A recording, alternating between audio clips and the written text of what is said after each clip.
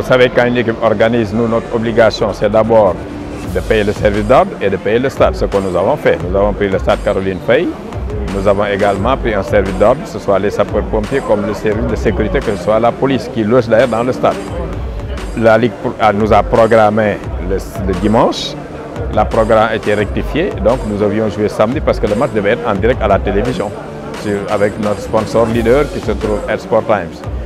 Malheureusement, donc le samedi, le vendredi, le maire nous informe qu'il a déjà remis le stade à un groupe d'Arabes. Malheureusement, c'était un peu tard parce que nous avions déjà pris toutes les dispositions. Également, la Ligue avait déjà programmé. Et mieux, le directeur du stade, qui se trouve être un intérimaire, être l'inspecteur des sports, parce que vous savez que le défunt directeur, Yali Mohamed Yali, est décédé, paix à son âme. Donc nous étions obligés de nous conformer à la décision du stade qui nous dit effectivement que c'est la Ligue 1 qui était prioritaire. Ce que d'ailleurs a confirmé le ministre des Sports quand on y reviendra encore sur la deuxième question. Mais ce qui s'est arrivé, le maire a ouvert le stade au groupe d'Europe à 3h du matin, 3h07 du matin pour être exact. Ils ont installé leur matériel central, c'est le matériel qui a servi au FESMAN, qui appartient au ministère de la Culture, qui pèse après 4 à 5 tonnes. Donc quand nous sommes arrivés le matin vers 11h, 10h, nous étions obligés d'arrêter l'installation et nous ne pouvions pas sortir tout ce matériel-là qui était déjà installé par un feu vert donné par le maire à 3h du matin.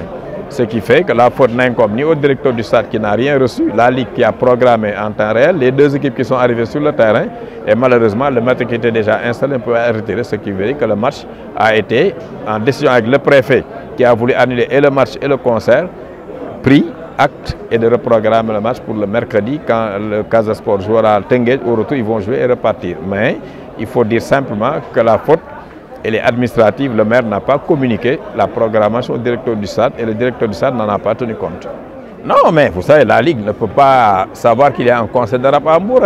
Je crois qu'on est à l'an au moins 9 ou 10 du professionnel, vous n'avez jamais vu ça. Ça, c'est des faits rarissimes qui arrivent dans le football. La Ligue a programmé 5 jours avant, personne ne lui a dit, ils n'ont pas reçu de notification que le terrain était déjà donné à un groupe d'Arabes, ils programment normalement. Nous, même clubs qui jouent et qui habitent en Bourg, ne sommes même pas informés. Ça veut dire que c'est une décision surprise du maire qui a tout bouleversé, mais la Ligue n'en est pas responsable du tout, parce que la Ligue a fait ce qu'elle devait faire. Les matchs ont été programmés au moins, comme tu vous le dis, 72 heures avant. Les arbitres, le commissaire du match, tout le monde était présent. Ça veut dire que la Ligue a joué. Maintenant, ce qui se passe, c'est que pourquoi ouvrir un stade à 3 h du matin pour qu'on en fasse une installation surprise et mettre les gens devant le fait accompli. Ça, c'est pas normal et c'est ça qui a causé l'ennui.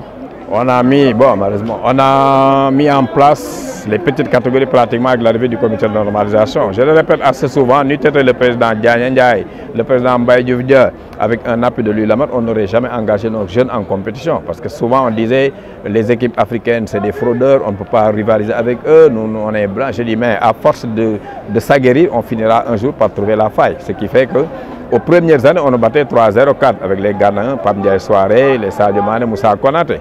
Mais au bout du compte, vous vous rendez compte, à force de persévérer et de travailler dans la durée avec une bonne programmation, nous y sommes. Nous sommes aujourd'hui, je peux le dire, le meilleur pays en petite catégorie au niveau africain. Oui, mais je crois que si on fait bien attention, le Sénégal a déjà joué 2 finales de Coupe d'Afrique en U20.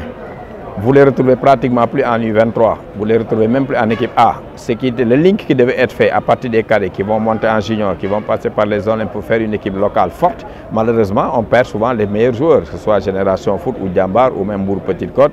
Là, vous voyez, il y a 2 jeunes qui sont en U23 qui jouent aujourd'hui. Mais quand ils s'aguerrissent pour aller dans les compétitions africaines, généralement, les clubs européens les prennent. Et ça, c'est le mal que vit pratiquement demain. L'essentiel, c'est de trouver une formule pour pouvoir, avec la fédération, pouvoir retenir ces jeunes-là. Parce qu'avoir des salaires de 400 000 500 000 francs dans certains pays africains, la fédération peut les prendre en charge et faire, comme on appelle, des regroupements fermés avec ces joueurs. Les entraîneurs étant payés, les joueurs sont payés. Ils n'auront pas intérêt à aller voir ailleurs sur des salaires dérisoires. Il faut une nouvelle politique maintenant pour pouvoir passer le cap. Parce que la formation, elle est déjà bonne. L'organisation, elle est bonne. Les terrains, Toubab Dialaw nous servent énormément. Mais ce qui reste, c'est le lien qu'il faut faire entre les cadets, les juniors, les olympiques et les espoirs pour l'équipe. Et que ces équipes-là servent surtout aux équipes qui jouent les compétitions africaines.